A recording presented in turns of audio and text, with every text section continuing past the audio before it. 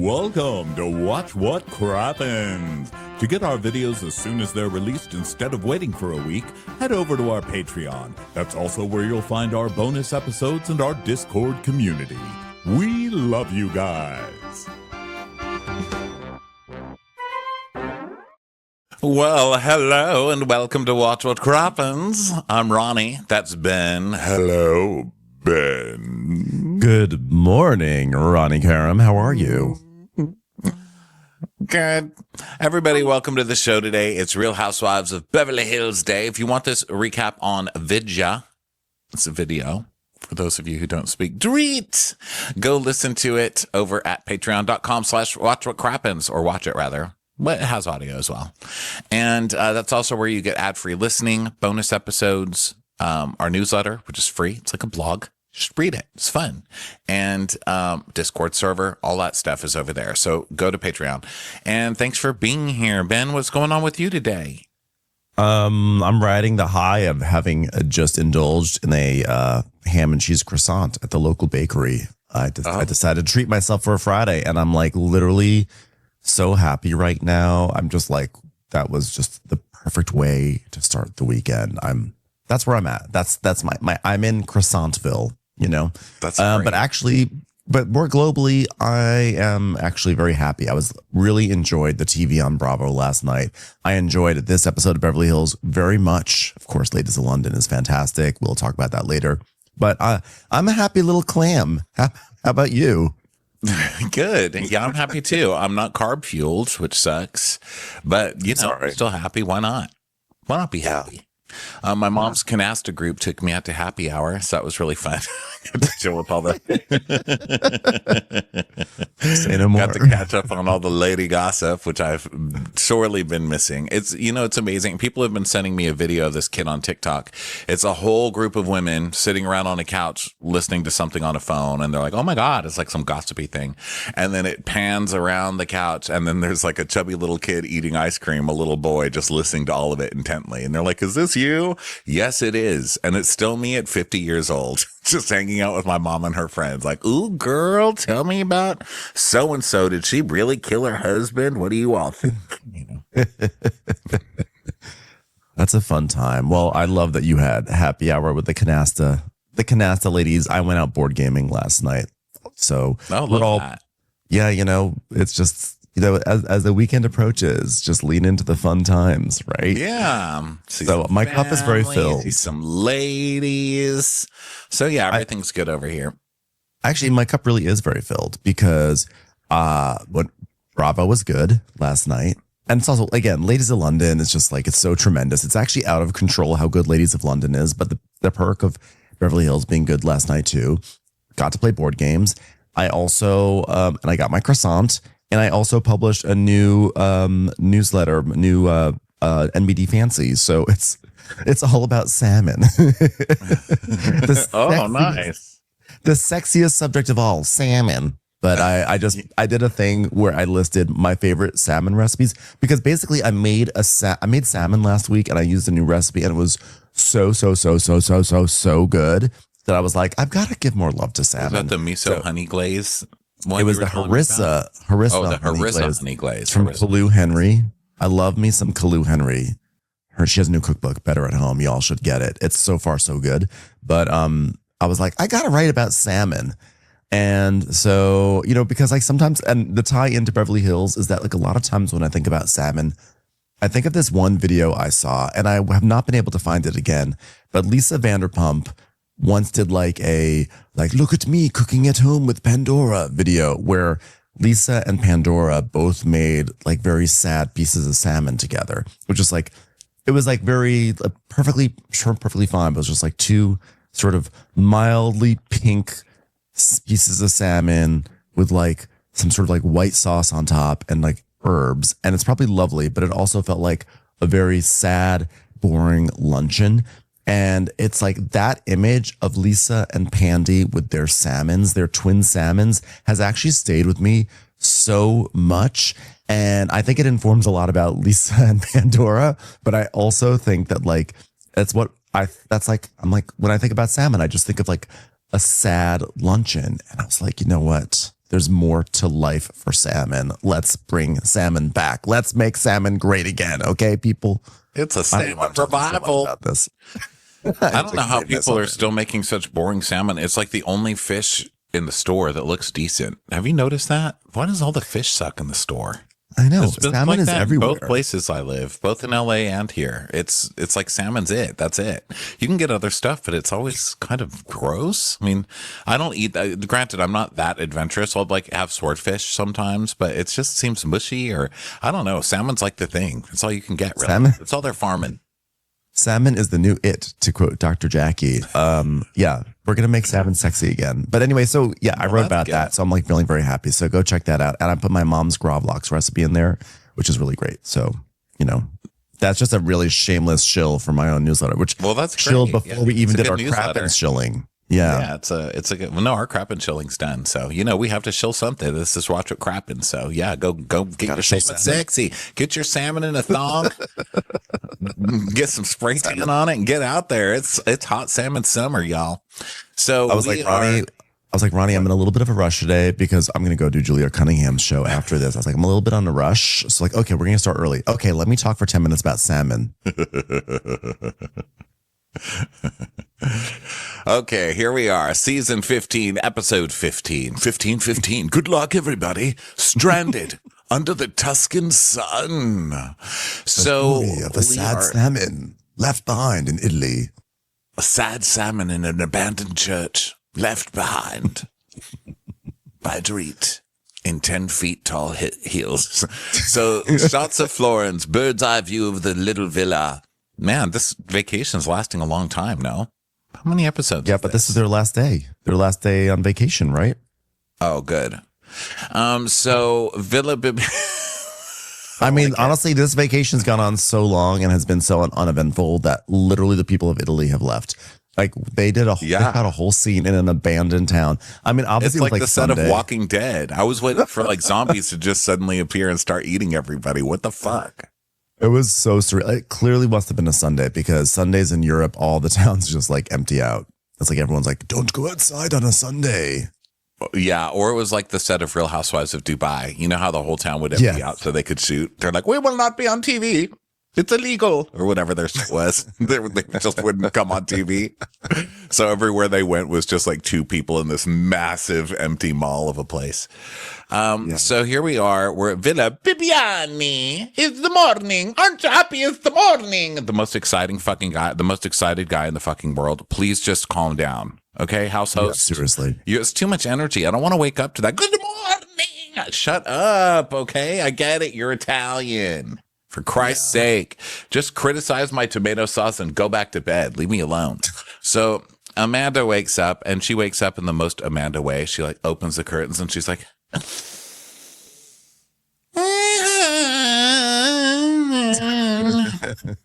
She's auditioning to do the new opening song for Summer House. So then poolside, Bose and Rachel are hanging out on lounge chairs. Rachel's in a full-on caftan, and Bose is like, well, it's our last day in Tuscany. Let's live it up. And she goes, yeah, I'm tanning. You're in a full caftan. Your big toe is getting a tan, though. Oh, my God. My big toe has such a nice tan. Yeah, but you don't understand. My caftan's getting tanned. It's like a thing. That's why it's called a caftan. It's not called a calf pal. This was white when I came out here. Now it's tan. So I'm dead. Yeah, I want to model for Caius on how he should tan. Okay, it's important as a parent to model for your children. Kyle goes into the kitchen where there's like, you know, the cast of Downton Abbey working. You just hear, Dizzy! And she goes in. She's like, hi, can I have a coffee latte with like 2 shots? And I'm like, fuck off, Kyle. I love that the kitchen like semi-hates Kyle. I know, so shut up. Goodbye, Kyle. Arrivederci, Kyle. Okay. Meanwhile, up in the Peter Pan bedroom where Wendy and all the children are sleeping, Amanda and Sutton are in their twin beds and they are talking. And Amanda's like, I think we're supposed to go grape stomping today. And Sutton's like, yeah, I've got to stomp something out, you know, because last night's dinner was a little weird. How did you feel about it? Isn't it strange that Natalie actually said something? Nice, subtle turn into the conversation. Well, I've got to stomp something out. Okay. She's like, wasn't last night weird? Aren't you mad about it? She's like, well, I mean, last night felt good. It feels good to be strong and like feel true to myself. Mm-hmm. Okay. Well, you were talking finally, so that's good. But listen, I got to say something. It's been sitting on me. Okay. Sort of a confession of myself as well. Okay. Because yesterday in the car on the way back from Florence, Erica got out her phone and she did that chat thing. GPT. Yeah.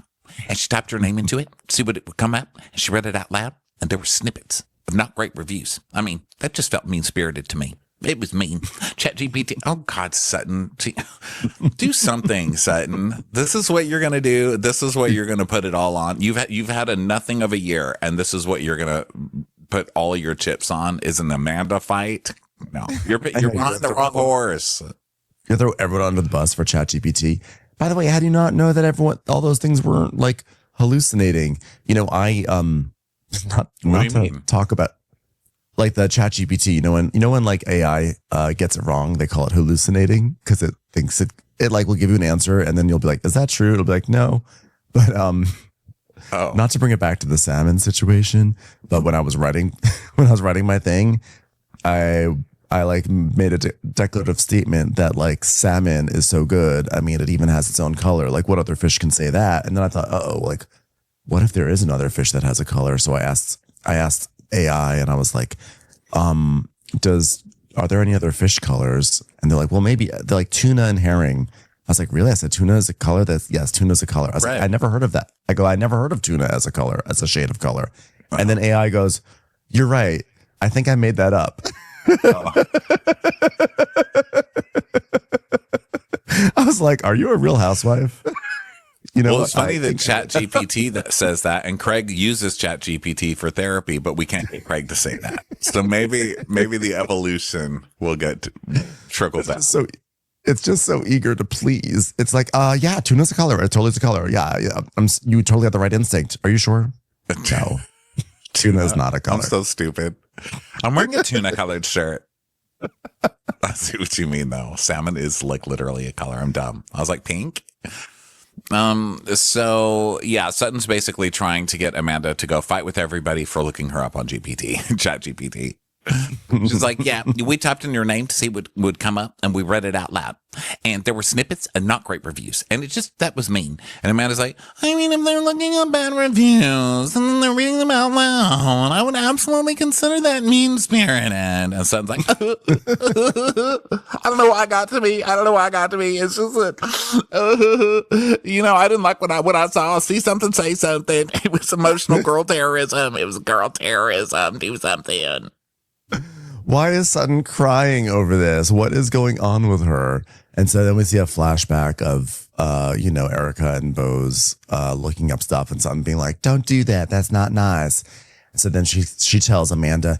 And then what happened next is Bose got out her phone. And then we see Bose is reading the reviews about her, which is like, who is Bosma St. John? Bosma St. John started her marketing journey at Spike Lee's agency and joined Pepsi Cola in 2005.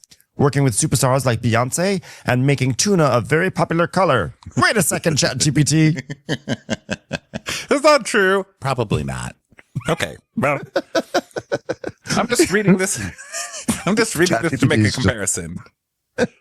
We should just rename ChatGPT to Sue, the lady who just wants to fit in. I got excited. I'm sorry. Sorry. You know what? I was trying to compete with ChatGPT. It's just me, Sue. All right, tuna's not a color. You got me. Hey, what is the arch in St. Louis? It's a spaceship. It took the first monkey to space, and it built the first mall in Waxahachie. Is that true? No. Gosh. No. It's just I get excited sometimes, and I just want to say something. I just want to fit in.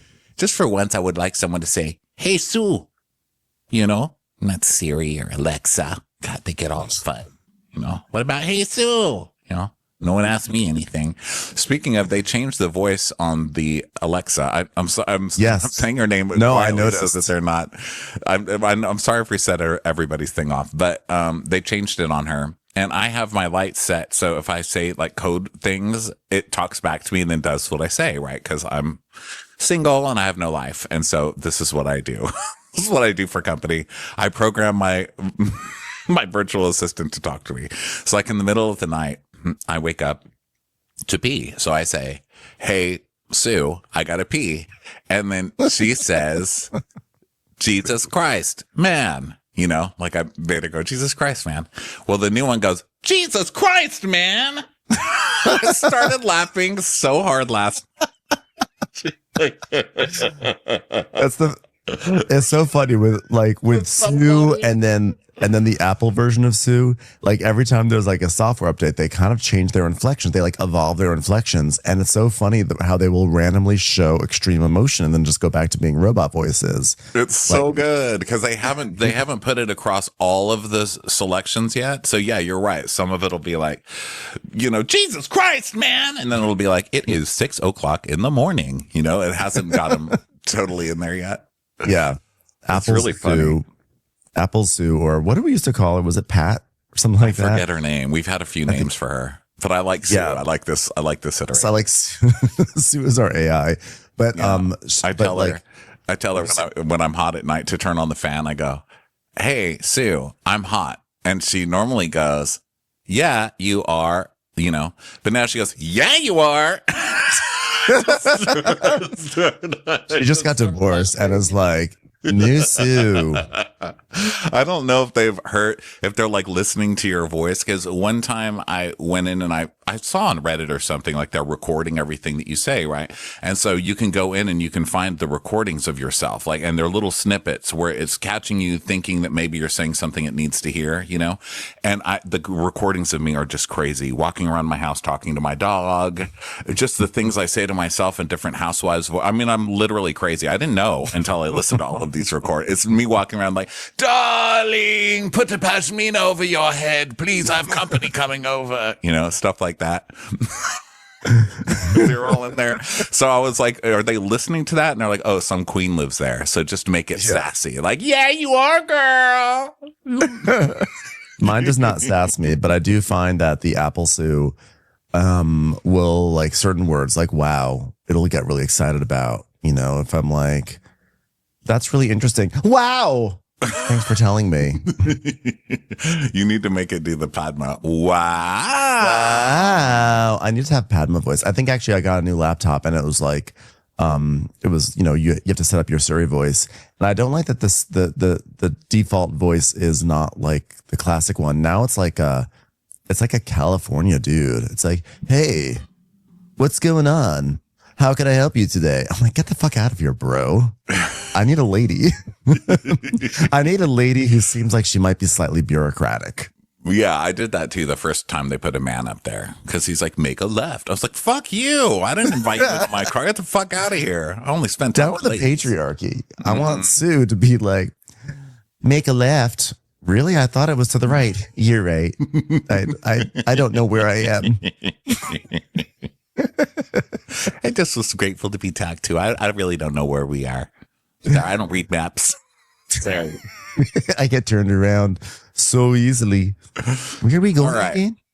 So the clip was Bose reading her own ChatGPT description now, which of course is glowing, and Amanda sucked. And so Sutton's like, well, I mean, Bose is very impressive. You know, I mean, Pepsi, Cola, that is something else. Spike Lee, wow.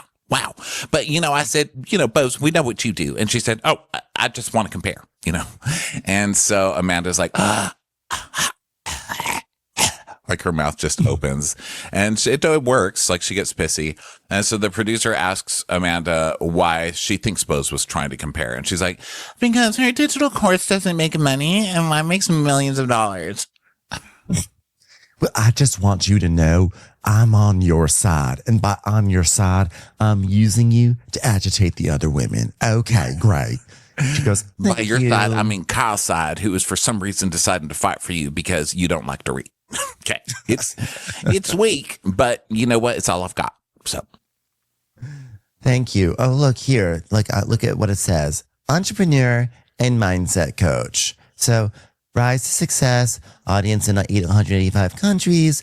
ChatGPT is going on and on about how great I am. So did she just like type in bad reviews of Amanda Francis? Because that would be really shitty. Sue says I'm amazing, you know? And are they trying to build like a scam artist case against me? I'm like, I don't think they have to build it. I think they just have to go to your website for that. Okay. $1,500 for one of your manifestation courses.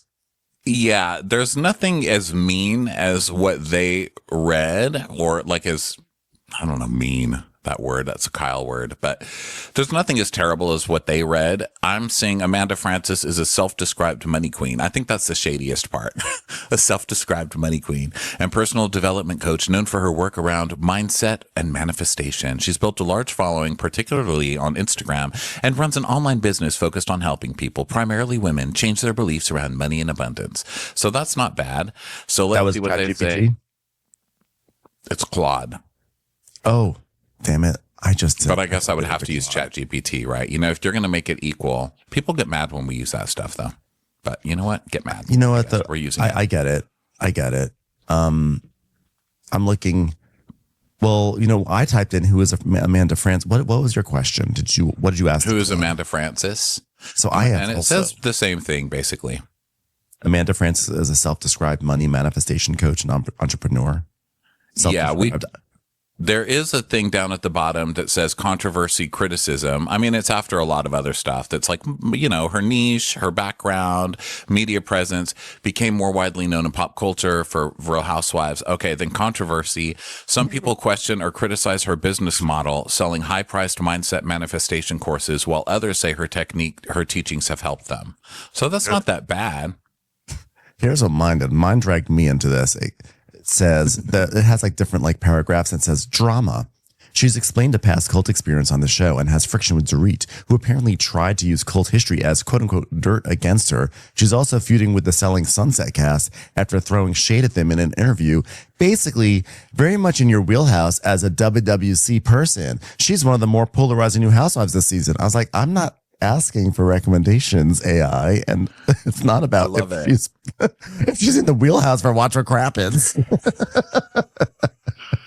I don't know. She was feuding with Selling Sunset for Davina. She was on and she threw Davina. Oh, right, and fired. That's right. She was on that show, and it's a pretty good fight actually. Davina's like, whatever. You were just using me to be on TV. You had already sold that house anyway. You know. Yeah, Team Davina always. Yeah. So now I looked up Bose, and it says high profile business exec, author, and TV personality, career and why she's famous. Netflix, Apple, Uber, Pepsi. Named for her personality and influence in branding. It doesn't have a controversy tab, so I don't know where Amanda found hers. I think they were both Googling like, what's the controversy about whatever, or like, why does Amanda Francis suck? Let me ask it that. Why does Amanda Francis suck? Oh, it says I have to log in or sign up for free. I ain't paying for that. No, I've wasted enough water today. I'm sorry. You're going to have to pay $1,500 for one of my courses to find out why I suck. Amanda though, it's funny. This is what it says. It's not really accurate to say she objectively sucks, but there are some common reasons people criticize Amanda Francis. I'm going to ask it also. Why? It just told me off. How about this? Why is Amanda Francis the worst? Let's see what it says. Expensive courses with vague outcomes, heavy emphasis on manifestation, get-rich messaging, business model concerns, polarizing personality, abrasive, overly self-promotional. On the flip side, they're more positive, you know. So, okay, Claude is trying to have a kiki with me. But I said, why is Amanda Francis the worst? It goes, oh, this is very much a season 15 RHOBH thing! Exclamation point. You're watching, I take it. I'm like, you have gay guys too. I love it. You have my Alexa. I'm like, hey girl, yeah, you are. And then at the end, it does this whole thing, and then at the end, it goes, Are you caught up on the season or just dipping in? Because there's a whole Pinocchio mask apology subplot from Bose that is extremely unhinged. That's so good. Okay, this one says, I put in, why does Bose suck? And it said, just to be fair, and it says, I wouldn't frame it as she sucks, but like most other visible leaders, Bose gets a mix of praise and criticism. Big personality, polarizing style, attention seeking, overly performative, high profile roles, short tenures. She's worked at major companies like Netflix and Uber. Critics point that certain companies weren't very long, and they question how much long-term impact she had. She's very visible in speaking, blah, blah, blah. Some people in corporate circles argue that this level of visibility can overshadow the less glamorous day-to-day execution work. I mean, I don't know. Neither one of them are too bad. I have to say, like, at the cocktail party, I'm the one I'm in like the fun conversation, and you're stuck talking to like a really boring person. And I'm trying to flag you over to come over to talk to my new friend. You are. Your AI is so much more boring than mine. Mine is like, girlfriend. It is. Wow. Mine sucks. Yours like, well, girl, have a seat. It really is. I said, tell me about Bose. Let's see what little patter it tries to like connect with me about, as it like, it's gonna be like, girlfriend. Oh no, now it's being boring again. Never mind. It stopped being that was fun with me. Anyway, I guess the point of this science fair was to prove that they were both Googling like, why is Bose a bitch? And why is Amanda a fraud? So Amanda reads her version. And she's like, thank you, because here it is, entrepreneur mindset coach, a rise to success, audience in 185 countries, ChatGPT's going on and on about how great I am. So did she just type bad reviews of Amanda Francis? Because that would be shitty. Like, are they trying to build like a scam artist case against me or something? And then she's like, cause if they are, where's the scam? I have very happy clients. What do people think they're making a point when they do that? When they clap in your face? You sound like a child is trying to be taught the alphabet. A, B, C, D. Stop it. Stop clapping in my face. Yeah. Well, of course you have very happy clients, because if they were unhappy, they wouldn't be your clients anymore. So, just want to point that out. So you probably have several ex-clients that are like, I just spent $1,500 learning how to manifest, and they got me no more money. So Sutton's like, yeah, of course you wouldn't have a business. Amanda doesn't have a bad bone in her body. I know we all think she's trying to show off, but when our bedroom door is shut, she is still talking about her business, like she really loves her business, like a lot. I'm like, what does that have to do with her having a bad bone in her body? Amanda's like, my book was number 19 out of 40 million books when it came out on Amazon. It's fucking shitty that they want to play this game with me. Like, this is my livelihood. This is how I support my children. They know I'm the breadwinner. I'm like, guess what? This is their livelihood, is shitting on other people in their casts. Get with it. That's true. But I love it when she always pulls it around to a victim thing, like, this is my livelihood. This is how I support my children. I'm married to a poor person. I'm married to a poor person. I like that she gets a husband dig in there. Yeah. Yeah. I'm shocked. I'm the cucumber chip winner. I am shocked that Bose is acting like she wants to make progress with me, but I don't think that's true. I think she's just speculating behind my back, and it's mean-spirited, it's hurtful, and it's gotta end. Okay, well, really put the shoe down there. Yeah, then, I think it is mean. I think the other ladies are being mean to Amanda. I have to say, like, I watch it and I'm like, this isn't very becoming. Like, really, what has Amanda done to you guys? She's done nothing. Like, Amanda really has not done anything. She's annoying. I mean, I give her that. I think she's annoying as fuck as well. And I mean, to prove it, Sutton is trying to be on Amanda's side, right? She's like, I'm going to sleep in Amanda's room. I'm going to become friends with her. I'm going to get her against Dorit just like Kyle wants. This is going to go great. And even Sutton can't make it through one scene without being like, well, she doesn't have a bad bone in her body, but God, she's annoying. She won't shut up about her business, you know. Sutton can't even do it. She can't even fake it. So yes, she's annoying, but she hasn't done anything to these people, and they're being really mean, you know. And I think that if somebody was Googling Bose's stuff, she would be not happy about it. I know if they were Googling Dorit shit or anybody else's shit, they'd be like, "How dare you? I'm supporting the children." Yeah, I mean, I agree that none of them would really like hold up with a nice Google search. I mean, Erica, hello. But that being said, I can, yeah, they're being mean. I'm not going to deny that they're being mean. But I where I am going to push back slightly is you have this person coming on who is being super annoying and super braggy. And it's like, okay, fine. And they put up with it. They put up with it for a while. But it does kind of feel like she's a con artist. And it's kind of like you're going to come on to our show and like promote this kind of like what feels kind of like a fire festival situation. And like we have to co-sign it and be like I don't think people want to be part of that. And it's like something is fishy going on with this girl. And I don't want to be complicit with it. So I get the looking up stuff. I get that.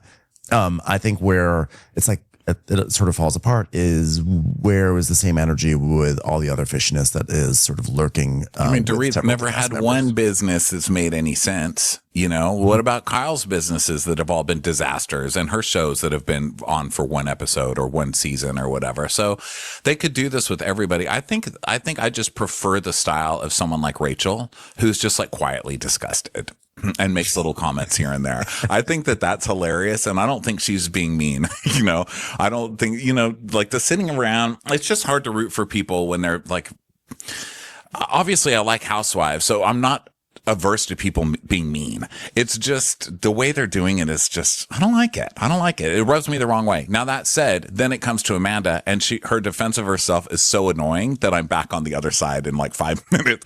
I'm back on the other side again. But it's not, it's kind of her reaction to things. You know, we've talked about this before. Like it's your reaction to things on these shows. People can be mean, whatever. It's how you react that makes you a good housewife or a bad housewife. If you're really funny and you're really bitchy back or you get them back in some way, that means you're a good housewife. If you whine and cry and then start telling me your stats of your website, I can't be on your side either.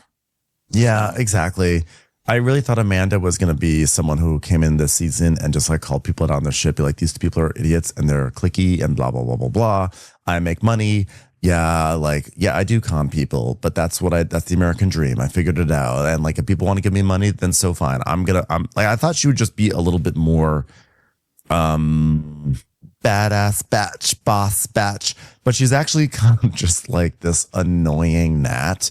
And again, I do appreciate that she annoys everyone, that her nattiness does like, you know, like it does do the gnat thing. But but she also annoys me as well. Yeah. So it's like I have a hard time like being full, like really on her side. Like I kind of get why the women are exasperated by her because she's just so annoying all the time. Yeah. They just need better fodder, I think, than this because it's old and it's episode 15. Like move it along, you know? And I agree with you. I thought she was going to be better because in that monologue that they showed when she was like, oh, really? Well, they're mad at me because like they don't have a life and and she just said that whole big long thing. It was so funny to them. That was really funny. And they were showing that in the previews. And so I was thinking, oh, this is who we're going to get. But then we didn't, you know. We didn't get that. I guess we should have manifested harder if only we'd taken some courses.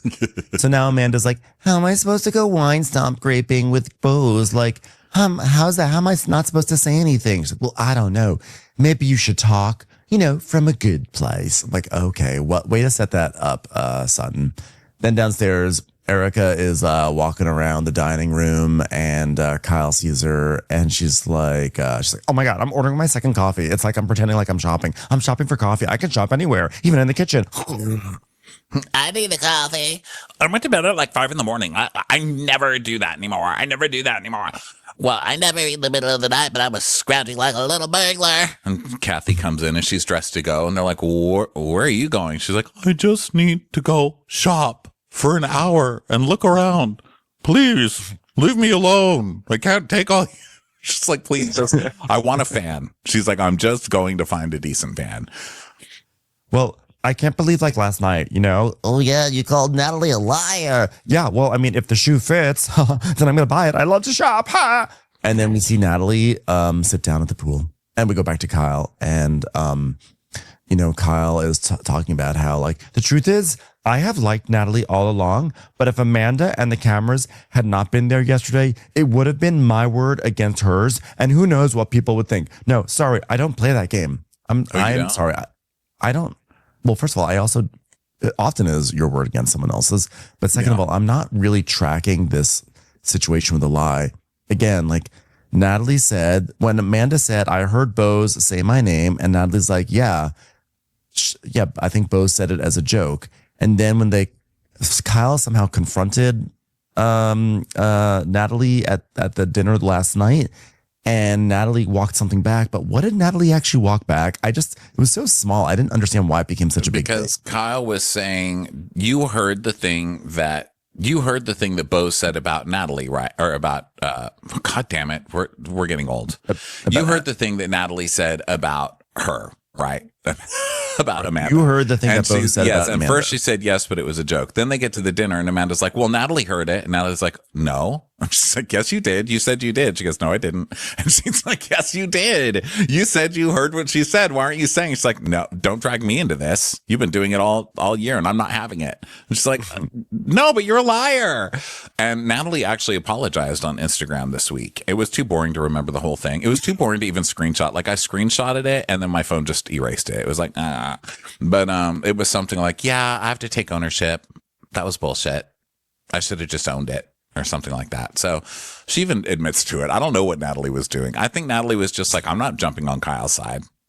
She was like, I don't think that Natalie likes Kyle either, by the way. I don't think any of these people like Kyle. And this episode is why it's my favorite of the season, because finally they're starting to turn and see what Kyle is doing. She's so ham-handed. So when she says, oh, really? Well, the cameras catch it. You don't think the cameras are going to catch it? I don't play that game.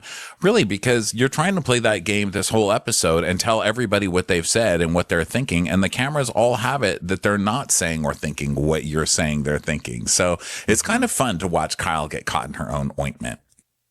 But also it's like, okay, so Natalie walks back that she overheard it for whatever reason. You know, I don't know why she really did it. It doesn't really make sense. But now Kyle is like, she is a liar. She's lying. And that's why I called her a liar. It's like, yeah, she did lie. But also like, it's like the lie is about the backup. Like you were calling upon Natalie to back up the story that Bose made this joke. I don't know, like it's not like Natalie's lie was at the center of a major controversy and it wasn't like the crux of a controversy. It's like you're fighting with an extra. Yeah, you know what I mean? It's like you were calling on Natalie to back you up so that way people could be mad at Bose. And then Natalie was like, yeah, I don't want to be part of this, essentially. And so she just like takes herself out of it. And Kyle is, if I were Kyle, I would be annoyed for sure. But Kyle is acting like this was, you know, some sort of epic case that she's worked on for 9 years. And they finally get to the courthouse and it's the star witness, and the star witness just like backs out of the testimony. Like it's just, this was like I don't want to stand up for Natalie because Natalie's kind of a non-entity. Like I don't hate her. I don't like her. She's just, you know, like oatmeal without anything in it. She's just non-entity fuller. Like, yeah. But I don't want to stand up for her, but just to point out what a hypocrite fucking Kyle is. She's like, liar, she lied, so she's a liar, this and that. Oh, really, Kyle? Well, how is your breakup with Morgan going with that house that you just bought in Nashville and the comments on her Instagram and you guys being spotted together all that? I mean, get the fuck out of here. You do nothing but lie. Your whole tenure here is a lie. So your whole season is a lie with your sad sack of breakup. Get the fuck out of here, Kyle. So Kathy's like, well, are you sure of that? Because liar is a very strong word. It's a very, very strong. She's like, Kathy, I'm your sister. And I'm telling you, she told me something and then last night she changed her word. So do you believe me or are you going to believe the person you just met? She's like, oh, well, okay, I guess I'll go with you. Okay. Like, why is Kyle so invested in this Amanda situation too? This is Amanda's fight to have. Amanda's fight is to say, I heard like Bose, you like Natalie said, like who would be the Pinocchio in our group? And Bose, you said Amanda. Why is Kyle getting into a tizzy and calling upon Natalie to be a character witness in this moment? Like, why is that? I think it's because Kyle is trying to do what she always does, which is rally the troops, get them to go against who she wants, and get rid of them. In this case, it's Dorit. She really is like sick of Dorit's shit, and she wants to get rid of Dorit. So she's getting people to go against her. She got Amanda to go against her, and now no one will back her up. And Amanda's a huge fail, and Kyle's like losing her grip. She's losing her grip. Nobody cares what Kyle's trying to do. Nobody cares about Amanda. They're like, I'm not going to be friends with Amanda just to get rid of Dorit. We like Dorit. Everyone else likes Dorit, and Kyle's losing it. She's losing her grip, and I think she's starting to freak out because this episode, she is freaking out.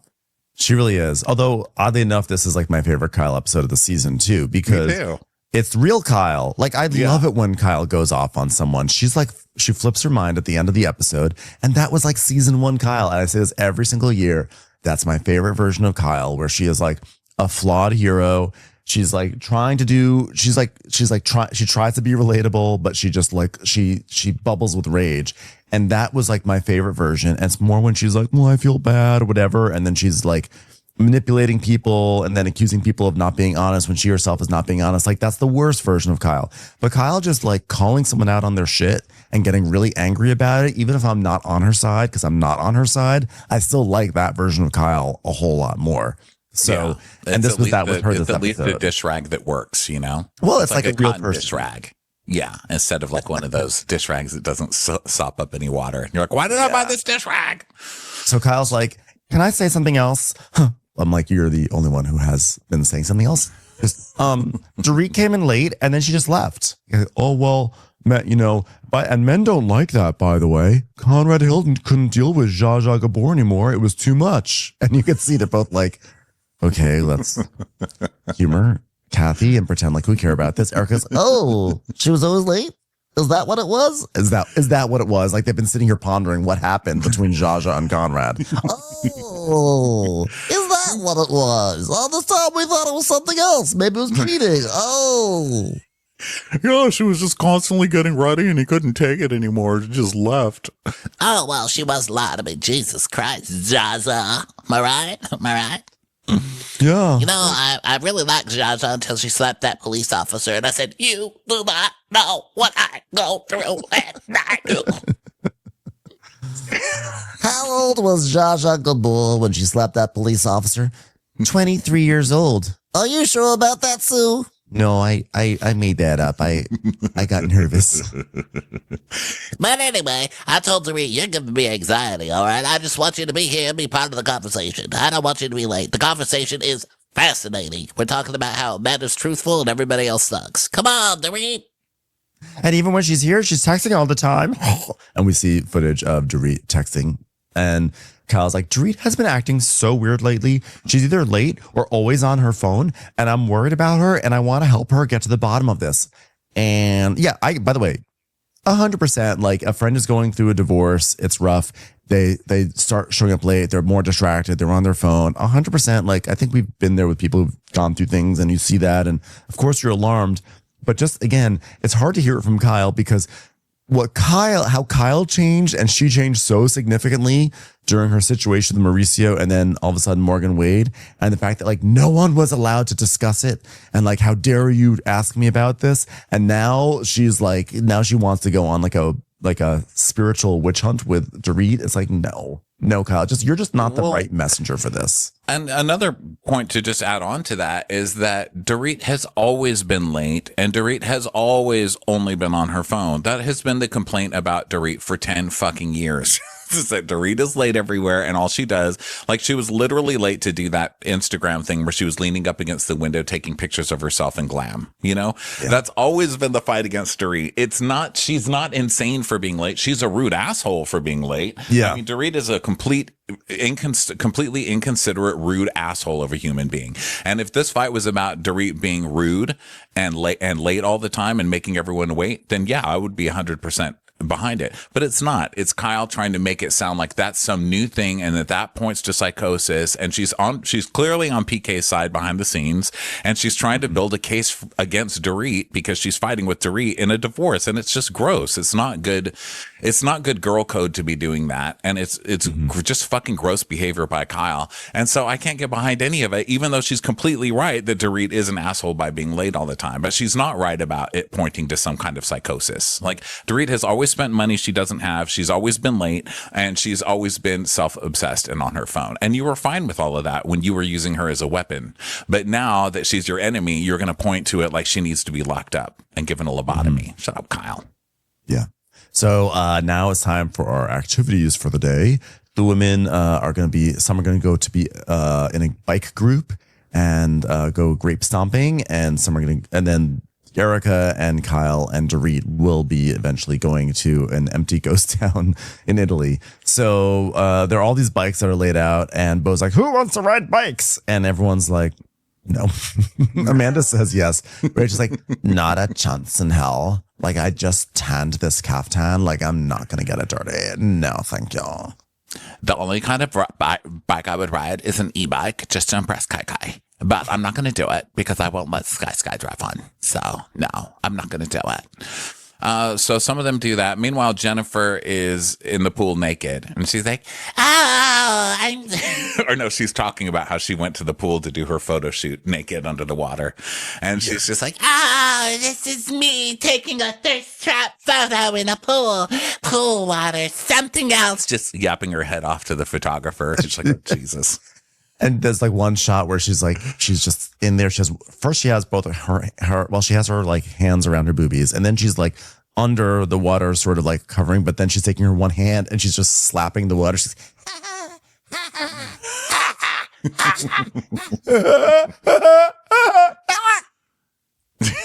she's having the best time, in other words. Birds being killed, birds being shot.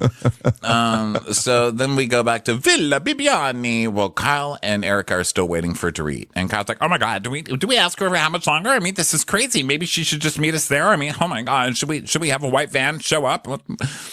Now, let me say this. I mean, we pretty much just said this, but let me emphasize something. Like, it really is rude and annoying to have to wait for someone for like a very long time, like a very long time, which is what happens with Dorit. It's honestly 10 times worse when you're on vacation, because there's that sense of urgency. Like, we don't have much time. We want to maximize. We want to see things. And like, if you're just like sitting around your like old villa waiting, and especially when other people have already left and started adventures for the day, and you're just sitting there waiting and waiting and waiting, honestly, I would be seeing red. That's for sure. Yeah, it's rude. So Dorit, of course, is not even ready yet. We cut to Dorit. She's in her bathrobe. She's like, where are my pasties? So she's like, Coyle has been talking shit to everyone in the group behind my back about how I'm a heretic. Do you really think I want to go sightseeing and grabbity-goo? Not really, but maybe this is Coyle trying to extend an olive branch, and maybe she wants to apologize. Maybe. Gee, do I really want to get gelato with these women? I don't think so. So Kyle's like, I'm not going to lie, I'm getting like really antsy. Yeah, everybody left but us. So then we see Amanda Bowes and Natalie riding along to the winery, and Amanda's like, this is so fun. It's like so pretty. And Natalie's like, son's going to regret not doing this. She would have crushed it. What was that, Natalie? I didn't say anything. What are you talking about? Sexy. So in the car, Sutton is talking to Rachel and Jennifer, and Rachel's like, yeah, I saw Dorit, but like, honestly, I was like so quiet after last night. Like, there was like so much happening. I just felt like a spectator. I felt like a spectator. I was like vulnerable. I was so vulnerable and quiet. Yeah. Wasn't I so quiet? Yeah, it was like a three-ring circus. I felt like I had like front row seats to NASCAR. And then the bikers arrive at the vineyard, and Bose is sweaty, and she's like, in the movies, you see people riding bikes in Europe through open fields, and it's glamorous. But in real life, it's not that at all. And it's too sweaty. And also, Amanda Francis is with you. That's just not the same as a Liv Tyler. So Then the Now ones we in the get to car- go wine stomping. I'm bored. I hate this shit. So then we go, while they're wine stomping, Jennifer's like, I'm excited to stomp grapes, but maybe I'll put this on my special skills on my resume. and Stefano's there and he's like, we are going to stomp a grapes. Ah! It's like, oh my God, you're even here? Rachel's like, I don't stomp grapes. I drink grapes. I don't like squishy things or feet. Like, and if it involves taking off my heels, I'm like already uncomfortable with that. Like, Zand would never. Like, could you even imagine going all the way to Montauk and like Zand says, let's go grape stomping? Like, it like would never happen. Like, it's disgusting. So they have to do it basically. And they're like, oh my God, it's slimy. It's squishy. It's wet. So then Sutton and Bose are talking. Oh, well, they're kind of gathering in a circle, all the ladies, and they're comparing notes. Like, how's the bike ride? How's Grape Stomp? So Sutton's like, well, we had an interesting car ride. We talked about last night. Natalie's like, I felt like last night was playing tennis against someone more skilled than me. You play tennis? What? Why are you talking about tennis? I never talked about tennis. You just said you played tennis. Oh, So Natalie's don't do like, this to me. You've been doing it all year. I'm just confused why, if Amanda believes I confirmed that I heard the mask comment, why am I being called a liar? So that's the thing, by the way. I seem to remember in the episode that Natalie did confirm something. I don't even know. I don't even care. So Sutton goes, well, you didn't seem to have a secure answer about the mask thing with Amanda. It was funny, but like, I didn't know how that was considered a joke, really. And then Natalie, you were called a liar, but I found it interesting that Bose wasn't called a liar. Isn't that so interesting, Bose? And Bose is like, Amanda called me a liar? Yeah, but like, she has like more of a reputation in the group, so no one's just gonna like jump in and say Bose is a liar, right? Well, Bose has a commanding presence, so it's easy for people just to fall in line, but that doesn't mean we should just ignore questioning things that people do. You still have to question them. If not, that can be a very dangerous type of relationship. And if you're not going to question them, what you do is you set up a younger, more vulnerable person to ask the questions for you. That's what you really do. Because one thing Sutton loves is being questioned. I like that Sutton's like, Yes. well, everybody's going to be questioned. Well, oh, really? How's your store doing? Ah, dare you. So back to the vineyard, Amanda is like, so do you not think you said it, Bose, about the mask? And she's like, no, I do not believe I said it. And my point is that in the best interest of friendship, if you have something to say, you stand on business and you say it, which I'm not doing because I refuse to say that I called you Pinocchio. I stand on the multi-million-dollar business, though, when I say things. I do think that we have a bigger thing to talk about. Like, why were people trying to find out things about me on ChatGPT? Oh, because our question was, who is Amanda Francis? Oh, and Right, but ChatGPT why? said, But why? But why did you do that? The question is like, why are you trying to find things out? Because we asked who is Amanda Francis. It's like, I Well, mean, it it's a said good that you're- answer, actually. Yeah. Well, you said that ChatGPT said that you're the money queen, and then a bunch of criticism about you. Okay, but like, I don't know what you want to know about my business, but according to the stats, just the general stats that are around, according to just stats in general, like. And by Mr. the way, Stats. I just want to remind me while I'm doing this monologue not to forget to clap. Oh, yeah. Okay. But according to the stats, 80% of people who buy one of my courses buy a second course because it's part of a 3-course pack. And I have less than a 3% refund rate on my courses, which is unheard of in my industry. And that is a very, very low amount of people wanting a refund on digital. I was like, oh my God. Oh my God, you're just so boring. Nobody cares. This isn't the point. Oh my gosh. So everybody, we're looking at Sutton and Amanda's faces, and Sutton's just like, oh my God, I'm really sticking up for this person. And Rachel's like, why do we have to do this in the vineyard? Like, it feels like the wrong vibe. Like, my toes my toes are a different color now. Like, this is disgusting. Why are we doing this here? Dad. This is Rachel speak for shut the fuck up. Yeah. What? It feels sort of like the wrong vibe. Yeah, okay, here's the thing, Amanda. You are defending your business versus telling us what you actually do.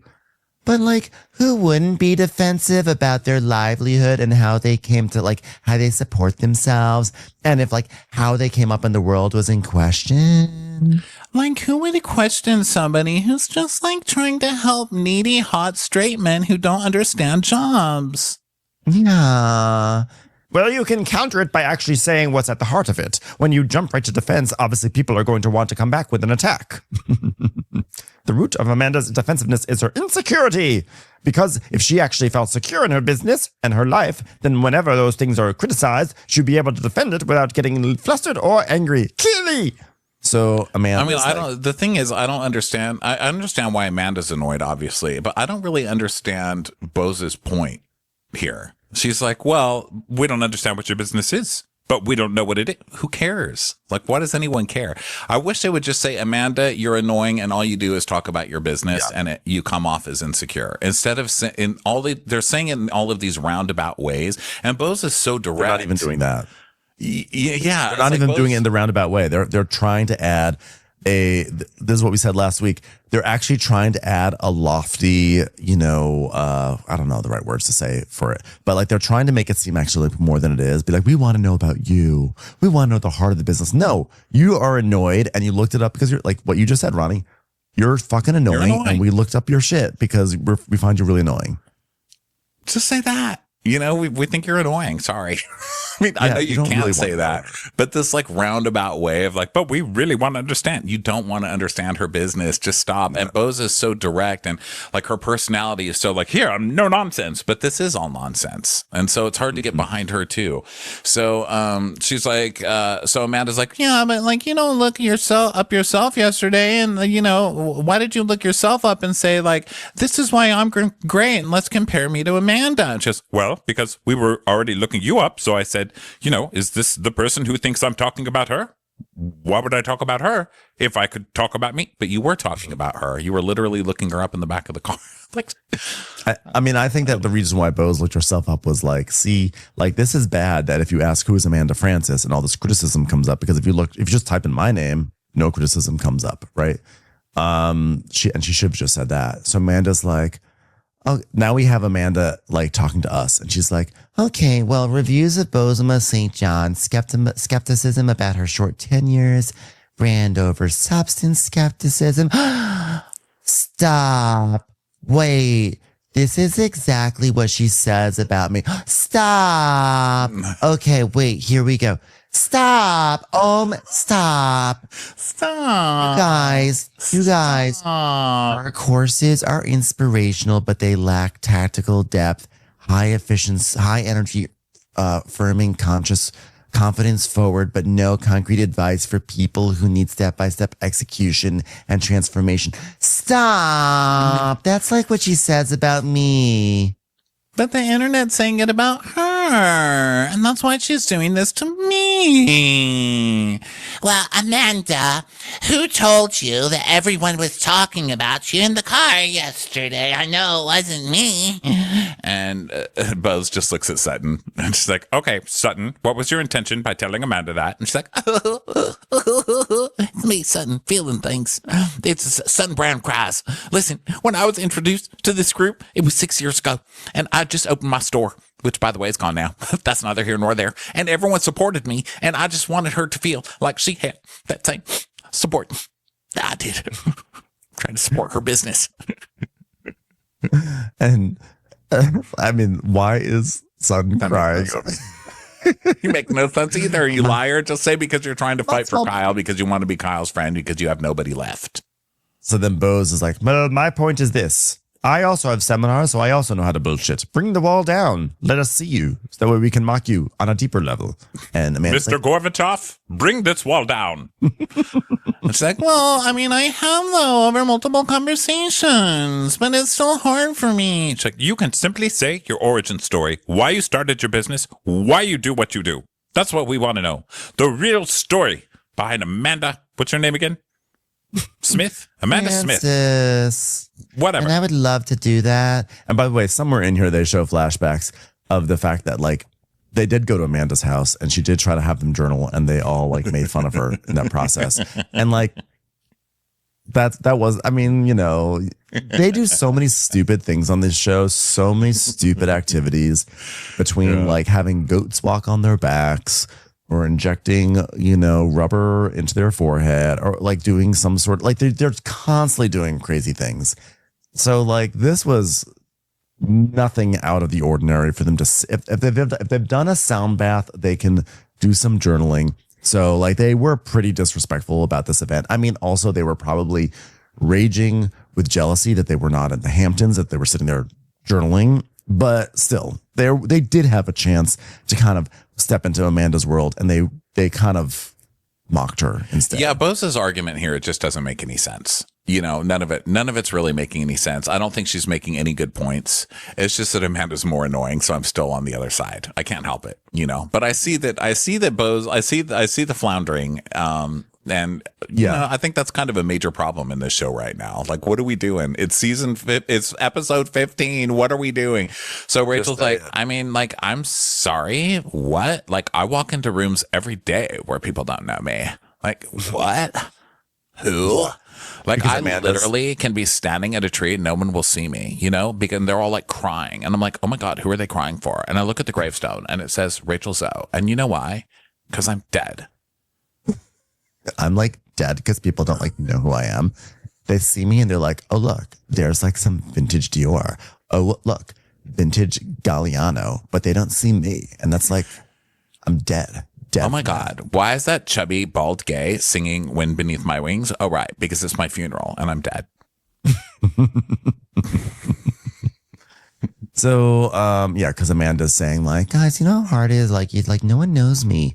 So then Bose is like, Amanda thinks she's the Beyonce of business. We don't know you. I've never heard of you in my life. So take down that wall, Mr. Gorbachev, and let me see you. That would be fantastic. Please stop calling me Gorbachev. I don't even know who that is. Please don't call me Mr. Gorbachev in my own vineyard. Come on. All right, Risa. I don't know who that is either. So Amanda's like, I've tried to explain myself to these people. What do they want? Like, they just shut me down every single time, which is true. And, Amanda, as someone who's not your friend, but also doesn't hate you, they're doing it because you're really annoying and you don't shut up about your money and your business. Okay? That's why. So there's a very easy thing to take forward into the future. You're welcome. And so Amanda's like, well, I just want you guys to understand me and my business. Like, yeah, but not all the time. Just talk about yourself. Talk about your babies. Don't talk about your business so much. Because all of us have business. Well, not me anymore. Mine's closed. I had a business once and I'm going to cry about it. I love Sutton telling Amanda not to talk about her business while she just somehow managed to turn her business into a sob story for herself 2 seconds earlier. Yeah. And now let's go to Erica, Kyle, and Dorit going to the abandoned church in San Mateo or wherever. So they're going there. Oh. And Dorit's like, So, where are we going? and they're like, San Mateo. But what are we doing here? We're going to walk around, Dorit.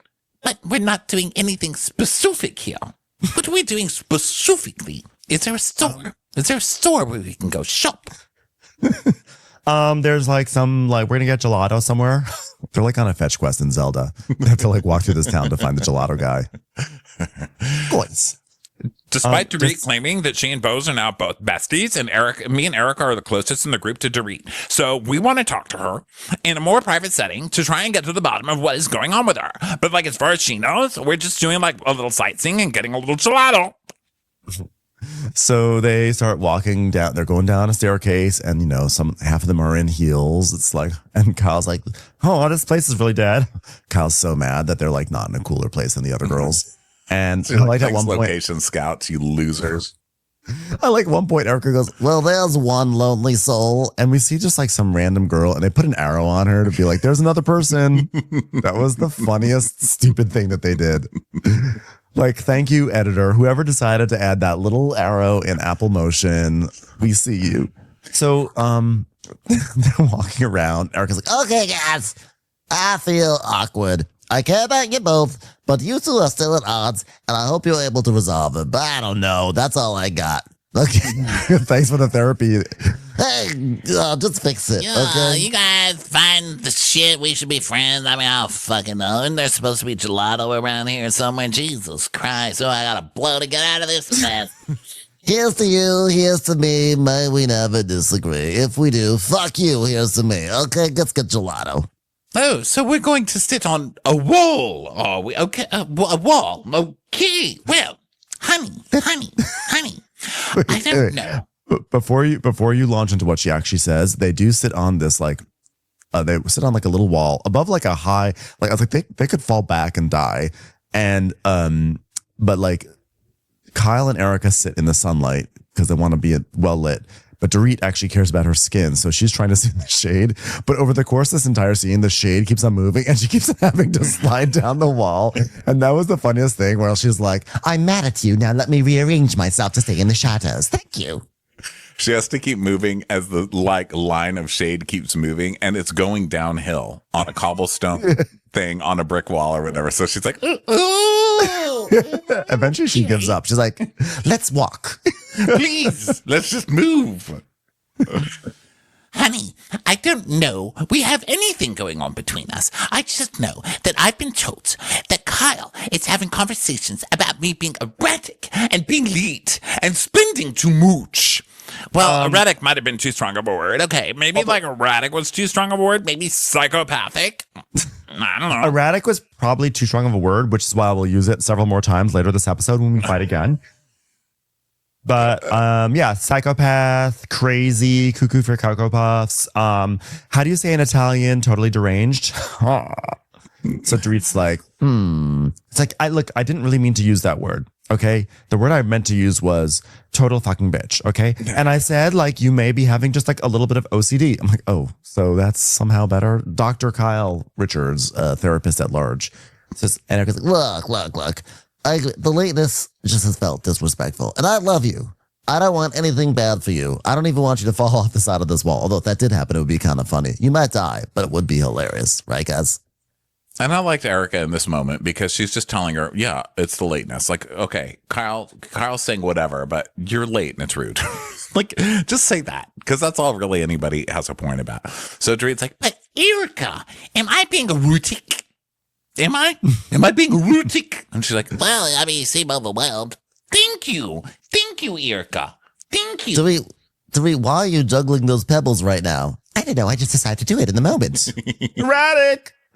So Kyle's like, that's just what I said. I said erratic might have been too strong of a word. Why is it okay that she can say it, but I can't? And Dorit's like, One moment. I need to reposition myself deeper into the shade. Okay.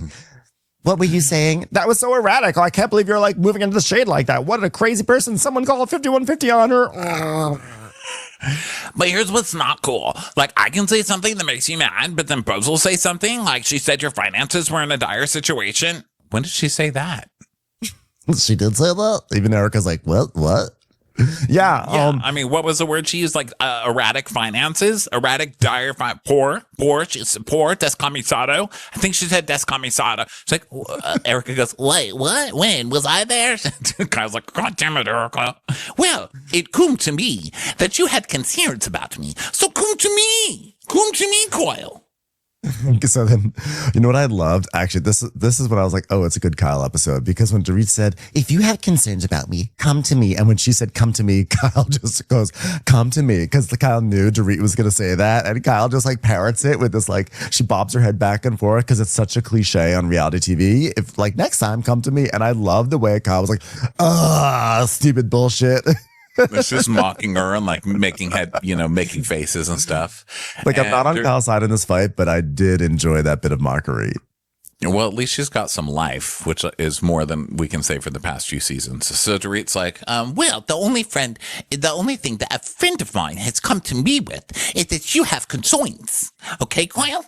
and Erica's like, Well, look, I feel that anything anybody comes to you with, including myself, is immediately met with like defensiveness or something. And I understand it. You go through a tough time, blah, blah, blah, blah, blah. My question is, did you walk in after Tom had been robbed and somebody stole his eyeball and then he fell down a hill and his car was on fire? Come on, Dorit. Look, during my tough time, I was very defensive and I acted horribly towards everybody. I mean, non-waterproof mascara. What was I even thinking? Dorit's like, yes. So you understand then that when you're going through a tough time and the friends that you're leaning on for support are coming at you not out of concern. I'm like, yeah, but you should also understand that when someone's acting like the way Eric acted or the way Kyle acted, that people are going to ask questions, so it does go both ways. So Kyle's like, what? Who's coming at you, Dorit? Who's coming at you? Which is funny that Kyle's asking that when she's literally coming for Dorit at this very moment. And both of them were like, Who? Oh, me? Who? Oh, you guys. And now Erica has an issue with me. Coil, you have an issue with me. Well, look, I'm having an honest conversation with you about my feelings, okay? So screw me, all right? Which I appreciate. Like, okay, so you appreciate her, but like you're mad at me. I'm so sick of this shit with you, Dorit. And Dorit, yeah, Kyle, because you're the one going behind her back, talking to her about everybody, which is her point. Erica's not. You are.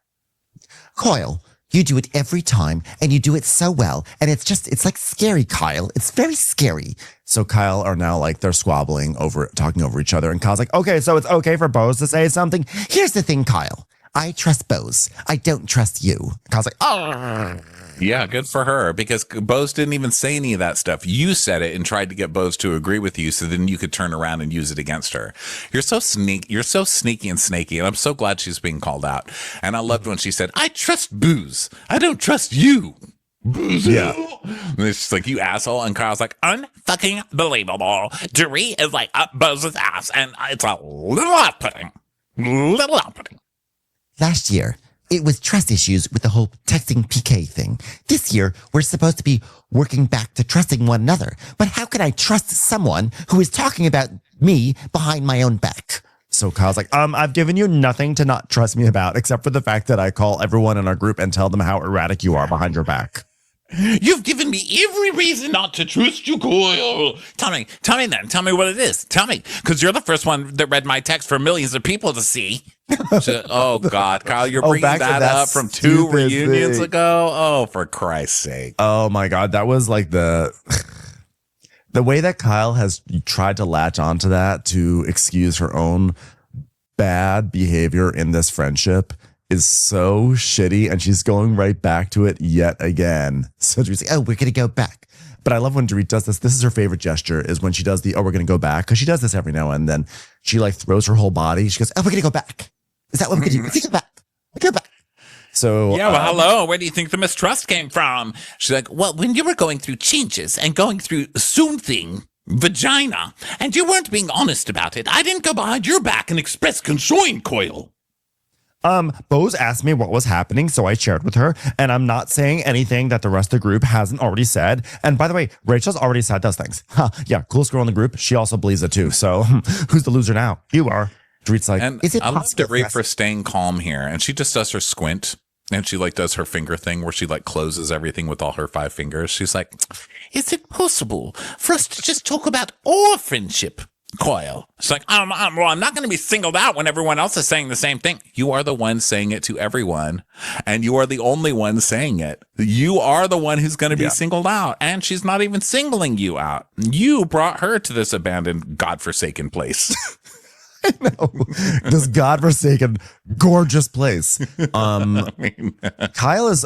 What makes Kyle fascinating after everything, after all the shit we talk, like, oh God, it's time for Kyle to go. What makes her always compelling to me is that she is torn between 2 things. She yearns desperately to be the alpha, to be the queen bee of a situation, but she doesn't have the confidence to really be that person.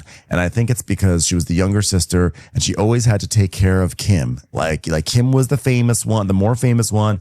And Kyle was tasked by Big Kathy to always look out for your big sister, because like Kyle's the responsible one. So Kyle's always been under someone, and she always yearns to not be under someone. But then when she is exposed in all the light, like that's the space that she's not used to, because she normally gets to be behind someone. And when she's up there, she sort of spins out. She always kind of wants to be an alpha, and then she's up there and then retreats behind a true alpha. And so when she does this stuff, when she goes around and rallies the troops about one person, that's actually an extension of this behavior in my mind, because she can't just sit in her truth of saying, I think you're being shitty. She needs to make sure she's like, and everyone thinks so too. So that way everyone can protect me if this all comes down on me. Like, oh, you don't get mad at me. We all believe it. So she can kind of recede into the group again. And so it's so fascinating the way Kyle goes between these two places of like wanting to be the main one, but she just, when she's there, she sort of like loses her mind and she always has to recede back.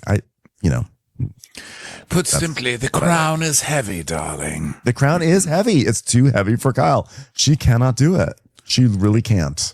Yeah, so Dorit's like, well, listen, if anybody wants to, she said, Bose did not voice her concerns to me. And so if she went to you with concerns or frustrations, I have a problem with it. And just like I have a problem with you bringing concerns to Bose and not me. So if Bose did do that, I'll have a problem with her. But right now we're talking about you, Kyle. And so now she's doing her thing again where she's like, Coyle is doing everything but owning her own opinion.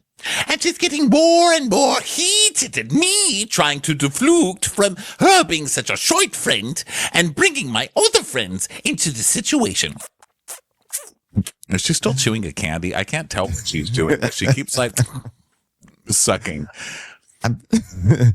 You know, I'm overwhelmed and I'm going through a lot. And you just said you understand. It's like, yeah, of course I understand. So you can't show me some grace, Kyle? She's like, well, I mean, I have been showing you some grace, and that's why I didn't say anything yet. She's like, well, you've said it to other people. Well, yeah, but we've all said it, and this isn't something that you're supposed to get defensive about. But you're the one screaming, Coyle. She's like, well, okay, well, fine. So at this point, they've now stood up and they've been walking, and they've arrived at this random, in the middle of nowhere gelato guy. Like literally not a soul in this town. There's no evidence of even any stores. It's just like old buildings with windows that are high up.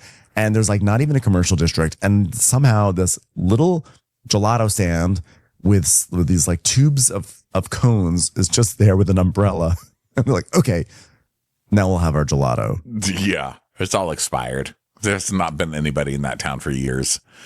Yeah. So Dorit's like, Well, I'd like to have a conversation about how you have such a tough time showing me support, Coyle.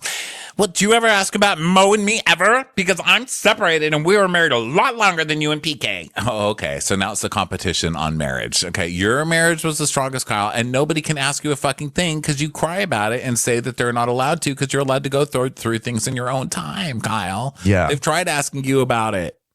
And you also say you guys have like the best separation ever. So like, what is there else to ask? Also, Mauricio is there all the time. There's like nothing to ask about. I'm surprised he didn't show up. I'm surprised like when they got to the gelato stand and like, we'll have a gelato, please. Like Mauricio didn't turn around with like two cones in his hand. Like, oh, hey, ladies. Hey, Dorit, how's it going? I just happened to be in the neighborhood. You know, this guy is maybe going to try and sell his gelato stand or whatever. So, fix the moldings. I told him. Ha, ha, ha, ha.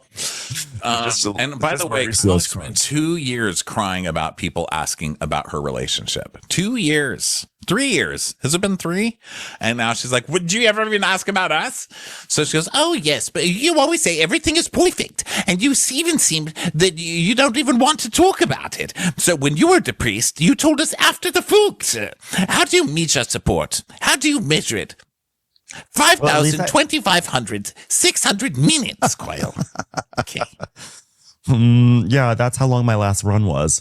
I at least ask you questions. So now they're like, they all have their gelato. By the way, this guy, they probably told him like, you have to be here. These people are going to shoot, and he's been waiting there for hours. And they show up, they're screaming at each other, and then he just has to sit them watch them. I was surprised they even ate their gelato. To be frank, so they're walking around with their gelato.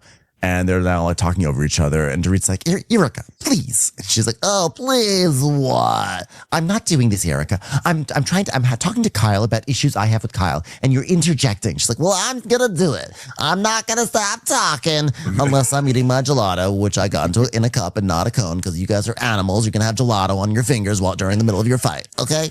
Well, I don't want you to stop talking, Erica. She's like, well, you're not going to make me stop talking ever. she does a staccato thing where Erica decides to be mad for no reason. She's like, Ever. Well, that's what you think I want you to do. You think I want you to make you stop talking? It's like, well, right now, yeah, it does sort of feel like that. It's like, all right, you know what? Let's go. It's like, I'm not going anywhere. Well, I am. Go fuck yourself. So Dorit takes her gelato and goes over to the van, and they just watch her, and she's like, "We're going," and they like, leave. Andiamo. Buca de Beppo. Bene ragazza. Puttana. I think I was like, she really just left us here. They are left in the middle of the Brigadoon of Italy.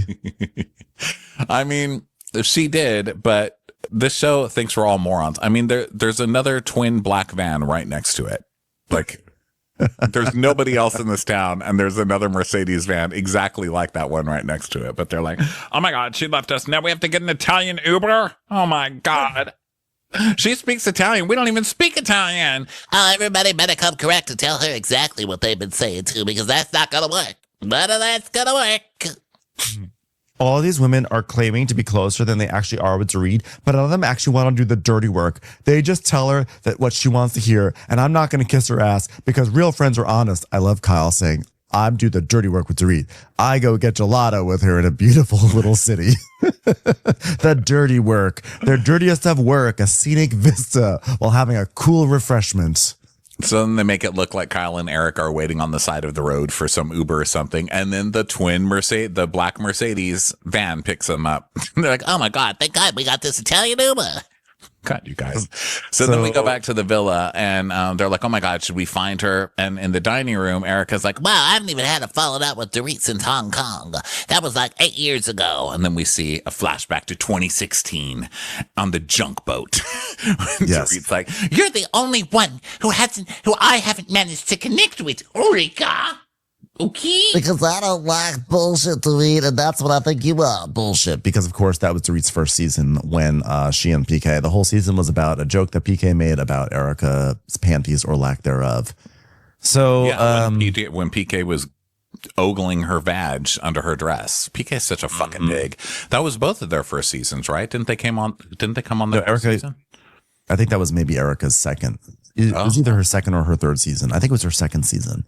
Oh. So now everyone else arrives at the villa, and Kyle's like, so guys, basically the conversation got intense, and she didn't like what we said, so she just like left us at the place.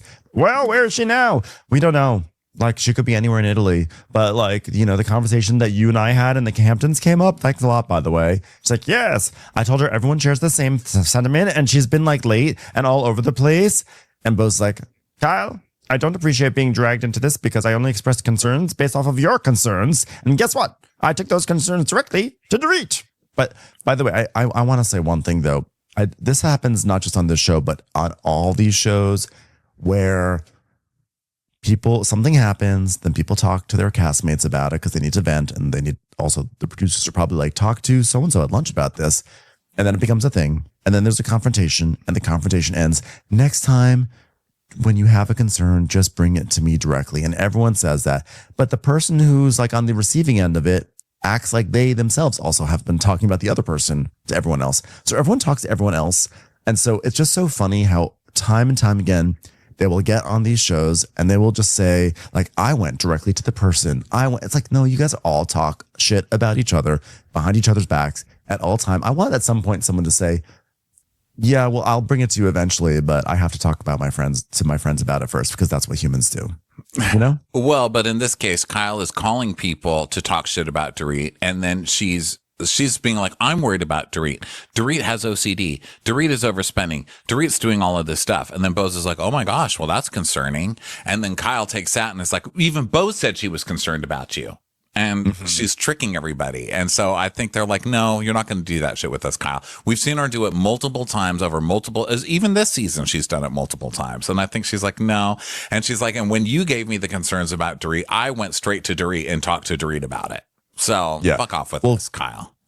For sure, Kyle is, she is doing the thing that I was just saying before. She is going around and she's trying to build a case and rally the troops and circle the wagons against, not circle the wagons, just rally the troops against Dorit. But it just in general, as like a general note on all these shows, it's just so funny that everyone, like time and time again, they make declarations of next time, come to me directly. And then the thing is that when people do come to people directly, then they get into fights. So it's just, it's just like part of the nature of this. So then, Said this? she's like, yeah. And, like I also brought up Rachel, like how she had anxiety over lateness. Remember, Rachel? Remember? And Rachel's like, yeah, here's the thing, guys. Like, I've known Dorit for like 2 months, and like, I just have to assume that this is like how she's always been. Like, she's in a house and I'm there, but like she can open doors and I can't. I just like pass through them because I'm dead. Literally dead. I can't even say Beetlejuice. It's so scary for me. Yeah, but the point is, you even noticed her behavior as being stressful. Yes, Kyle, but being annoyed with someone being late is a very small part of this. And you're turning it into everybody saying that Dorit is losing her mind. It's very different. And Rachel's like, I mean, look, 100%. I can't live like that. I can't even be dead like that. It would give me a panic attack. My heart doesn't even beat. But, like I have other friends who can live like that and do that. So, I just assume Dorit's been like the same way, like as long as you've known her. Like, I don't know for a fact that this is new behavior for her. And this is Rachel subtly saying, I had to watch some of this show, and Dorit's always been late. Like, don't drag me into this shit, girl. I'm not coming on this train either. You can't get Bose, and you're not going to get me either. Yeah, I think Rachel does not want to be dragged into this at all. I think she does not like this from Kyle. I think this will actually, I sense that like Rachel's the sort of person who, she's not terribly confrontational, but what's going to happen is that Rachel will start to distance herself from Kyle because she's not going to like this being dragged into it. But also when Rachel says, I know people who operate on their own clocks, I kind of feel like she's talking about celebrities and celebrity clients who she just has to like work around. I know she doesn't style anymore because she can't trust assistants because broad. But like in a weird way, the vibe I got was she was kind of protecting her celebrity friends. Like, no, I'm not mad at my celebrity friends. Of course not. They take their own time, and that's okay. I'm totally fine with that.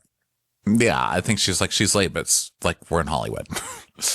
And so she's like, the thing is that Dorit is not wealthy enough or famous enough to be as late as she is. I think that's also the other thing. Because Kathy will be late, and they'll be like, oh, Kathy, isn't it hilarious? But Dorit's like, wait, we're not going to wait for Dorit. No, that's crazy.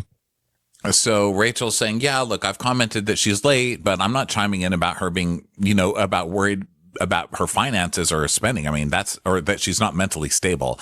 She's like, because I don't know that to be true. And, I think there needs to be a pretty clear line of who's considered like you all. She's like, who is you all? Like, who is we all? Because like, who's we all? Who's we all? I'm not part of that. In it? Who's we all? Is Caius part of the all? I'm not part of that. If we're going to be in the all, like Sky and Caius have to be part of it. Like I don't do anything without my kids. Yeah. So for the second time this season, we see a clear distancing. Rachel's like, I'm not getting on this Kyle train. So Kyle's like, well, I don't know how tonight's going to go, but like, I have a feeling that like everyone else, she's going to be like, I know you're just coming from a place of concern, but then she's only going to be mean to me. Yeah, because you've been untrustworthy in the past. You were texting with her ex. Like, there's no reason for Dorit to ever think that you're coming from a good place versus a fishing place. Like, you've burned that bridge, unfortunately. You're also starting it on this trip. She didn't start with you on this trip. Like, what are you doing? You're starting it. So Bose is like, oh, don't do your imitations of her. She goes, no, I'm not going to do imitations. I mean, if I did, it would involve accents, multiple accents. Whoops. And no one laughed. I was so ready to do an accent. I just love that the whole cast basically is just staring at Kyle like, ooh. It's like cringe. They're already cringing, and Kyle is not picking up on the social cues. So now everybody's getting dolled up for dinner, and then they're getting into cars. That, Amanda's joking that Dorit's going to be late and all this stuff. And so Rachel and Dorit ride together, and Rachel's talking to Dorit about the conversation that Kyle just had with everybody. And Dorit's like, oh, well, Coyle is trying to drive a wedge between me and whomever else in the group. And I do not like blue cheese on iceberg. And I've had it with Coyle. I've had too much of it. And then we see a series of scenes of Kyle talking about Dorit. And she's like, oh my God, Bose, like she's manic. Oh my God, Rachel, Dorit has OCD. Oh my God, Amanda, like Dorit's like all over the place. Oh my God, Sutton, like Dorit's like erratic and a little all over the place. Oh my God, she's crazy. She's going to blow any moment. She's going to blow. America, be careful. Please send help. Please send help. If she can get the entire group on the opposite side of me, then she will feel victorious. So then Kyle is now with Bose and Jennifer and Amanda in another car. And she's like, even though everyone is thinking and saying the same thing, she always gets so mad at me and she'll let it slide with everyone else. And I'm just like, I'm tired of it. I've been a really good friend and I'm sick of the narrative that I'm not being a good friend. So you're saying that the person, you being like, she's lashing out at the person who's closest to her. Like you're saying that, Kyle, you're saying that Dorit is being nice to everyone else, but to the person who is closest to her, the person who is most entwined in her group, that's the one she's lashing out at. Can we just roll the footage of season 1 of You Stole My Goddamn House? You're an alcoholic, Kim. Can we just roll that, please, for a second? Oh my gosh. So Jennifer's like, Well, I think that she's just wound tight about her home situation, and she's just trying to appear to keep it all together. Yeah, but we're all noticing these things, right, girls? Right? And is it that big of a deal? I mean, no. I mean, so she's crazy, so she's OCD, so she's erratic, so she needs to be in a straitjacket. I mean, what is the big deal? Is that she's only annoyed with me about it, and no one else is talking about it, Kyle. No one else cares. Please. So now we go to Dorit and Rachel's car, and Dorit's like, To me, it doesn't come off as concern. It just looks like someone looking to wind things up.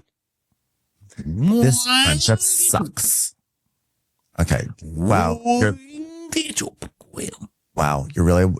like really winding right now. You're like that kaleidoscope in Sedona, just like rotating. It's like, this friendship sucks. Like, it fucking sucks. It's like a bullshit friendship. Like, this is not a girl friendship. Like, it sucks. Like, it's dead. It's done. I'm over it. It's dead. Yes, I'm not getting any enjoyment out of it. Like, I don't know how you have a friendship where you can't trust each other, or any relationship where you can't trust each other. Like, I can't even have a relationship with my gardener if I can't trust him. Like, right? Because he's just gonna like kill all my fucking flowers. Like, my flowers will be dead. It's one thing for me to be dead, but for my flowers to be dead, like, I can't. Like, I literally cannot. and if I can't trust my gardener, who am I going to give my caftans to? It's like the vision of passing Rachel's house, and there's just a gardener out there in a feathered caftan. She's like ready weed to whacker. just like, Luis, you've done great work for me for 10 years. I bestow you this caftan. Dad. This is vintage coach. So now the women get to this train car that goes up a mountain thing, like a gondola type thing. And so they get in it, and we don't even get any of it. I thought we were going to get like a big fight in a gondola or something, but nope, we just arrive at the restaurant. It did look like we were going to have a funicular moment, because there was this awkwardness, because Kyle was sitting in one part of it and Dorit was like at the like sitting like above her, and I thought like, ooh, are they going to have a multi-level fight in a multi-level funicular fight? Like, because this could be iconic. Like, oh my God, the funicular fight. No, they just get to the top. And Kyle's like, oh my God, we're so high. Oh my God, we're really high up. Oh, and there was also a moment earlier where when they were driving back from the city where there was like a fly in the car, and Kyle's like, oh, there's a fly, there's a fly, there's a fly. So Dorit is somehow she got herself car sick in this funicular that's only going in one direction and not actually curving. She's like, no, I feel sick after that funicular. It's too much for me. So they get there to this restaurant. Dorit needs help. Dorit's losing it. She can't be in a funicular. I think she's on drugs. Oh my God, guys. So they go in, and Jennifer's like, Wow. Hello, everybody. Actor Jennifer Jennifer, what's her face? Hey, can you just send us over the best wine, please? We're very fancy people. Can you tell? By the way, why isn't Jennifer? I feel like Jennifer Tilly should be in The White Lotus. You just said Jennifer Coolidge, but I feel like Jennifer Tilly should be. And I'm worried. What'd you say? one day. But I'm worried that Mike White like doesn't watch Real Houses of Beverly Hills. I feel like he's like not a Real Housewives gay. He's just strictly a CBS like Survivor, Amazing Race gay. Well, that's actually good, because he probably wouldn't put on like a reality star in a lead role, but he would put a real actor, and she's an Academy Award nominee, and she's still in shows. Yeah. But then she probably is like too close to the Jennifer Coolidge mold, but she should be on White Lotus. Like it feels very. And by the way, they were playing like full on White Lotus music during this episode. Like you could hear the voices going. I was like, okay, settle down, Bravo. This is not the White Lotus. You're in a funicular. Well, I would like to order Gnocchi con trufoli con picante gunda blanca tinta bomba. But it's like, okay. Hi. All right, lady. Hi, everyone. I've got an announcement to make. Since we've obviously been tracking this all season on this show, and I'm sure none of this footage ever got cut. The culmination of my storyline is that my youngest, whatever his name is, he's graduated from fixing vending machines and he's going off to college in South Carolina to the University of Vending. Yeah. And he's leaving. I'm being an empty nester. Very Like, emotional. aw. Very emotional. He has saved the last stuck almond joy from that machine. And it's very emotional. They're like, yeah, well, no one cares. So then Sometimes you feel like a nut. Sometimes you don't. But now there will be no option for me. The nuts have left. Thank you. And they play this like sad music and it's like, aw. And then the scene just keeps on going. I was like, was this supposed to be her storyline? Did they just like decide to cut this entire storyline? And they're like, okay, we'll just give her like one little token speech and we'll move on. Yeah. Yeah, Sutton's not killing it with the storylines. So then Kathy gives a toast and she's like, I would just like to offer a toast. Please take it. They worked hard on this bread. They put it in an oven and made it hard. Please eat it. You're gluten free. Is that a celiacal? Or is it really a thing? You know, I don't know that I trust that really. Nothing's free in life. I'll tell you that right now.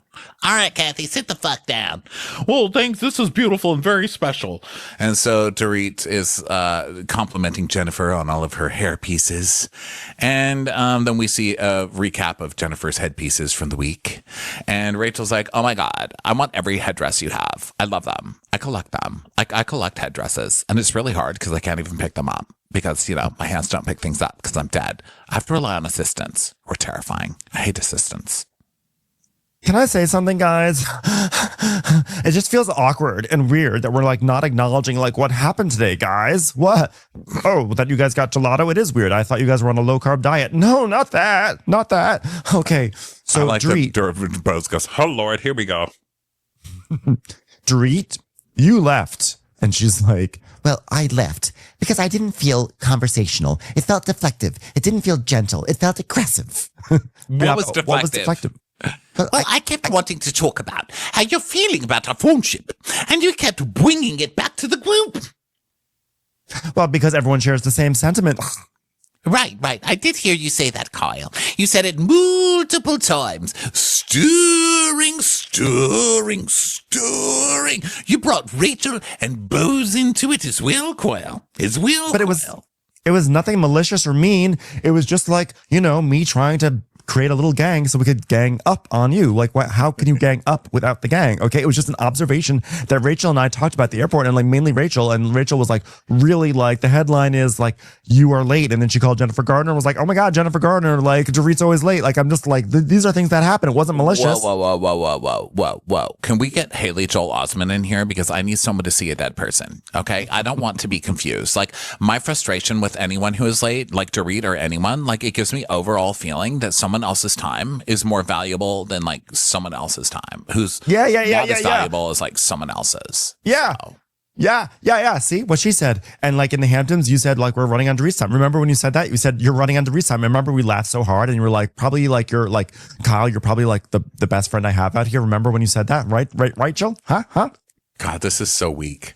And Rachel's like, yeah, like, and I've said that to Dorit. I was like, oh my God, you're on your like own time that we run on. I learned that in Sedona. Well, there's nothing that Rachel has said just now that she hasn't already said to me directly. And the part that you're missing is that I'll address Rachel's issues with Rachel and Bose's issues with Bose. Well, when everyone's saying the same thing, like, I'm not going to have you single me out all the time, Dorit. Like, I'm not going to have that. Like, everyone. You are singling her out again. She didn't bring you up. She didn't even mention you. You are turning the whole dinner into being about her. Yeah. It's like, look, everyone seems to be off the hook. I'm not off the hook. Also, you know what's not off the hook? My music, no hooks. So Dorit's like, And the hooks. Never found a hook. God. Hook, line, and stinker. How many hooks do I give? 0. None. Actually, that was a hook. All right, never mind. I give myself some Never mind. credit. It was a great journey for me. When Booze came to me after Huntons, and she said Coyle had said Dorit was acting erotic. Kyle and I had been sleeping 10 feet from each other for 4 days, and if there was any concern, I would have thought that Coyle would have bing-ka-dong-ka-dong-ka-dong come to me during 4 days that we were together and said, "How are you doing? Because I'm worried about you." And that never happened. Well, we were having fun and we had the best time. Why would I say it when it didn't seem like the right time? Because you didn't feel like it was the time to do. You didn't feel it was the time to speak to me about it, but it was a good time to speak to Booze about it. Exactly. Yeah, it was a you great wouldn't time. speak to her, but you called Bose. Fucking Kyle. It's was a like, great yeah, time. because like it was more like you were like erratic, like all over the place, like erratic. I meant it that time. So like This time I not mean even it. getting out of the car in town today. Like you're in the bag for 10 minutes, you know? And we see this footage of when they arrived at the ghost town. Dorit was like getting stuff out of her bag for like 10 minutes. And she's like going and finding every charger and rearranging things. And then like after what has clearly been like 7 or 8 minutes, she goes, You're not waiting for me, are you? no, they're observing the car. They're taking in the beauty of this van. But it's like things like that make me wonder, like, what's going on? And I really don't care about your spending. Like, do what you want. I don't care. You know, I don't care about that. It's like, oh, well, thank you, Coyle. And I don't think it's anyone else's business what I'm spoiling or buying. And if there is concern, I would appreciate if it was directed towards me. Well, it's been brought up by others who share the same concern. Oh, well, I can see what Kyle is doing. She's trying to rally support for her opinions, so it seems more palatable to Dorit. In reality, she should just stand on her own opinions instead of trying to pull everybody else in. And by the way, I have to just point out again, everyone at this dinner is sitting there cringing. They're looking at Kyle like, oh my God, because no, she's trying to get everyone to fight and no one will fight. They're just all looking at her like, ooh, awkward. Even Natalie's like, oh God, I'm like the most awkward person here. And this is even awkward for me. And Kyle is just getting more and more worked up and her eyes are crossing more and more. And she's just like, ugh, doing that head bobbing thing that she does. And it's just getting so uncomfortable and it is hilarious. I mean, it is so good. And Dorit's like, Coyle, you've expressed concern behind my back. and Kyle's like, just stop. Stop, okay? Stop. Basically, what I'm hearing from Kyle is that she's been talking to Rachel and Bose and the entire group about me. And what's the common denominator here, people? Kyle! And she goes, Carl. She does like these double jazz hands like Chicago. She's like, Carl. So Kyle's like, I don't care that you bought a Kelly bag with your book advancement. Just, well, it seems like you do, cool. I don't care. Bose is the one who cared about the Kelly. I said it one time. Bose did. It was my Bose. It was Bose God. all along. She did Bose not like- care. What are you talking about? She just said like, oh, she left a Kelly on the on the counter or something like that. So Bose is just watching her like, you are ridiculous. So Kyle, Dorit just holds her eyes. She's like, oh my God, I can't. And Kyle is like literally cross-eyed and manic and crazy looking. And Dorit's like, Please stop saying that you don't care about something when you've just mentioned it a million times. She goes, oh my God, quit biting my ass all the time, Dorit. Oh my gosh. And to be continued. Will they be able to settle their differences?